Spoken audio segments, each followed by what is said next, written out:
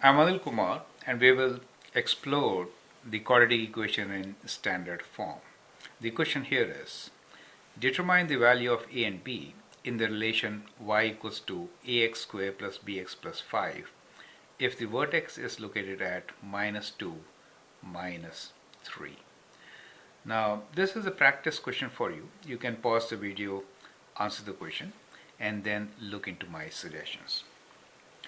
We have two ways of doing it. One, we could start with vertex form of the equation since the vertex is given to us and get to the standard form. The other way is you should know how to find vertex from the standard form.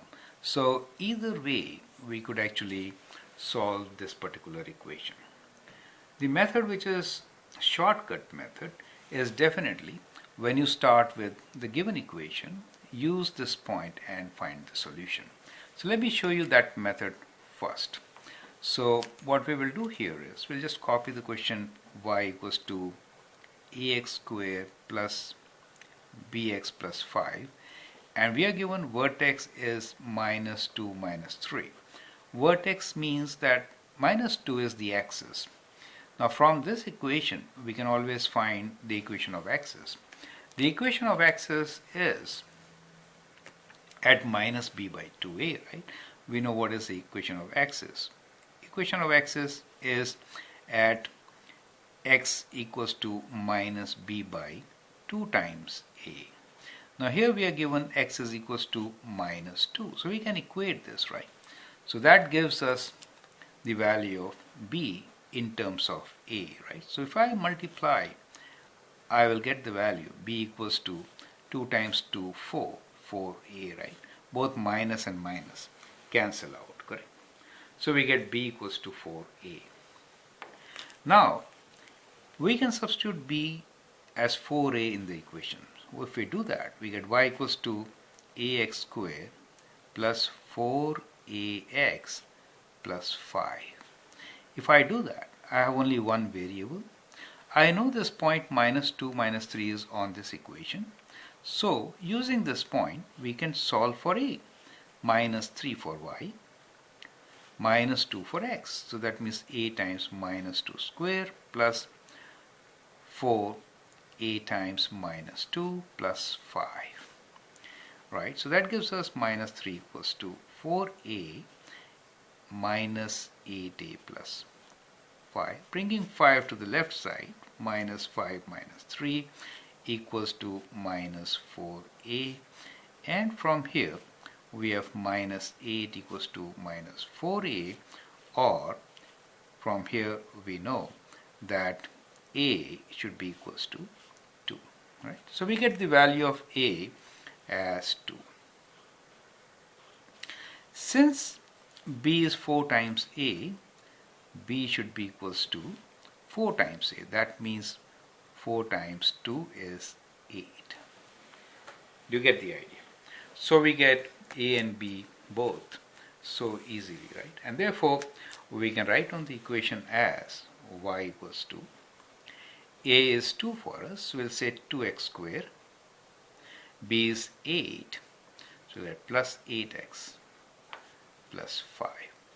This indeed is probably the best method to find both a and b. Well, if you don't remember this concept, then how are you going to do it? In that case, you can begin with the vertex form, right? So we'll begin with the vertex form. We know that the vertex is -2, -3, and that is the equation. This equation really means that if I substitute x as 0, y is 5. That means y-intercept is 5. So that could help us to find an equation. In vertex form, the equation could be written as y equals to a times x minus, we have -2, so that makes it plus whole square -3, right? Because the vertex is at -2, -3. Now, to find the value of a, we can use the y-intercept, 0, 5. So write 5 for y, 0 for x. So that gives us 5 equals to 4a minus 3. Bringing 3 to the left side, we get 5 minus becomes plus here, equals to 4a, and a equals to 5 plus 3 is 8 divided by 4 is indeed equals to 2. So we get a equals to 2. We can substitute back in our equation and we get y equals to 2 times x plus 2 whole square minus 3. Now we can expand this, right? So we get 2 times x plus 2 whole square is x square plus 2ab, which is 4x plus 4 minus 3. And then open the bracket, so we get 2x square plus 8x plus 8 minus 3. And that gives you 2x square plus 8x. 8 minus 3 is 5, right? So we get our equation, and now you can compare. A is 2, B is 8 for you, right? So you get the same answer. Do you see that? So now we can write down our answer as A equals to 2 and B equals to 8, right? So let us review how we did it.